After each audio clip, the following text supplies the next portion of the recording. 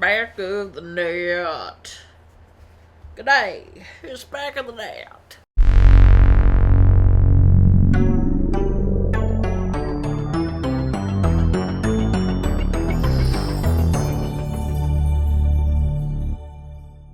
Welcome back to Every Disney Movie Ever. My name is Jess and I'm watching Every Disney Movie Ever. Today I'm going to be talking about Back of the Net. Back of the Net is a 2019 television release, not a DCOM, but did air on Disney Channel, about a girl named Corey who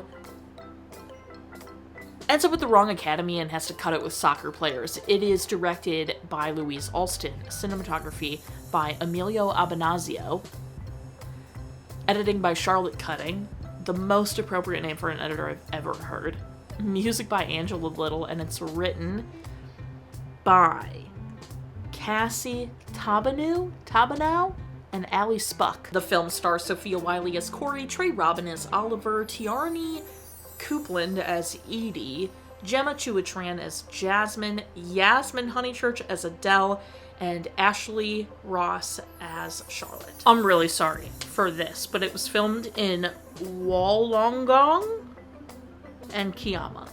I apologize for that. Cumulus VFX did the majority, if not all, of the visual effects, and the director even said the VFX were better than they anticipated. It does have a 50% on Rotten Tomatoes consensus. Back of the Net is an entertaining, if unremarkable, piece of preteen fluff, enlivened by entertaining performances, moments of likable charm, and a refreshing message. Yeah, the movie sucks. It's pretty bad, so... It doesn't look very good. It's, very, bright and realistic. It's giving, it probably looked exactly like that when it came out of the camera. It just doesn't look like they tried to do any, kind of dynamic lighting. It's all very flatly lit, except for nighttime, which is really bad. Nighttime looks so bad. The best part of this are the little, scribbles that come up on screen. Those are really great and fun looking. They just didn't use it enough. I think Angela Little needs to be honest with us about how much stock music she used, because the majority of this movie is the same music over and over again. The same song. There's one song that during the beach scene that is used, throughout the rest of the movie, sometimes with words, sometimes without. And then there's another song that's used over and over and over again. I think it's stock music. Or they wrote 3 songs and just used it all throughout. Genuinely, it's the same music over and over again. This movie is wall-to-wall dialogue. They never stop talking. There is constantly talking happening. Sofia Wylie, however much dialogue you had to memorize, Godspeed. That was insane. Every scene in this movie is just talking. It's just so much talking. There's barely any actual soccer played. There's way more talking than anything. Forget visual storytelling. It is just following characters around, listening to them talk. Which, don't get me wrong, can be a lot of a movie sometimes. But all I could notice was that they were just talking all of the time. And not showing me anything, really. It was just it was just so much dialogue. It's an hour and a half. It's so much dialogue for an hour and a half. I couldn't believe it. I think this might be a movie with some of the most dialogue I've ever seen in my life. The unrealistic nerdiness at the beginning was so painful. Just how she kept talking to herself about different theories and scientific people, and it was okay, nobody freaking talks like that. What are we doing? And then, the amount of suspended disbelief I had to give this movie, because there's no way they wouldn't have taken attendance on that bus to make sure that they had all the right kids. There's no way the ship that was supposed to go out to sea for months didn't take attendance and go, hey, we're missing a girl, but we know she landed at the airport. Where the heck? We're not going to leave without, are we kidding? No way. No way. Absolutely not. Never would have happened. So you really have to suspend your disbelief for that. Then Oliver sits next to this girl on the bus, gets off the bus, she makes a comment, he makes a comment, and is oh no, well, I hope you figure it out. And his friend is who's that girl you were talking to? Don't get distracted. I'm sorry, isn't him talking to you then, by all intents and purposes, what you consider a distraction? Is that a joke?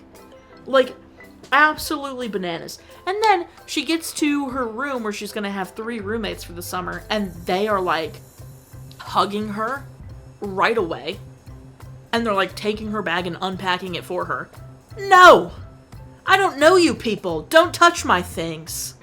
What are we talking about? Absolutely unhinged. Edie is an actual evil person. Like, oh my god. I don't understand why people do mean things. Just cuz. Just to be mean. Well, I don't understand why people do mean things. That's not true. I could maybe, like, depending. But, like, just cuz. To be mean just to be mean.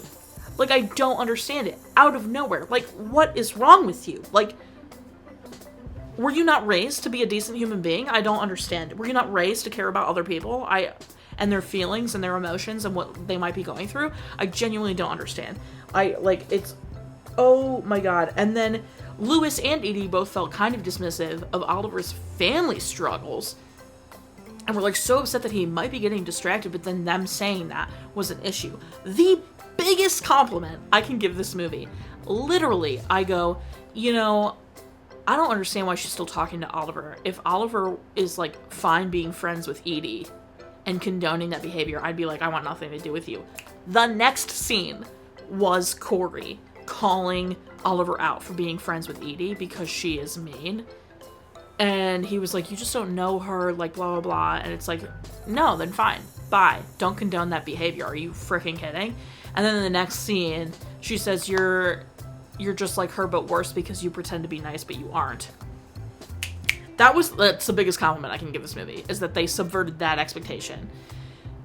And the biggest thing that drove me the most crazy about this was that Edie doesn't get more consequences. The only thing that happens to Edie is she loses the final, which she was so confident she was going to win. And she loses the final, and that's supposed to be her only consequence. And then she's just like, congratulations. And then they're fine. She was genuinely evil in this movie, and she gets no consequences. Oliver doesn't call her out for being mean. Louise is like, do whatever you want, but don't include me. The only person really standing up to Edie is Corey, and it's not registering with Edie because Edie doesn't give a crap about what Corey thinks. Where, like, if Oliver had just been like, hey, why are you being so mean? Knock it off. Like, holy hell. Oh my god. And then, I don't want to be a mean person, but, like, after I just got done talking about being mean, there's all this weight put on, like, we need Corey, we need her, we need her. Corey rides the bench the entire movie until a penalty kick. We need Corey, we need her. I get there's, like, a spirit and a unity person usually, but, like, we need her, we need her. She rides the bench the whole game. All the time. Because she's not good at soccer, because she's never played soccer in her life, and ended up at a soccer camp of people who've been playing soccer their whole lives, which, mind you, no they haven't, because it's the worst soccer I have ever seen on film. Like, it's so bad. Ugh. Anyway, it's like, the dialogue is way too much. Edie is pure evil and doesn't get any consequences besides losing, which who cares if she lost? She needs more consequences than what happened.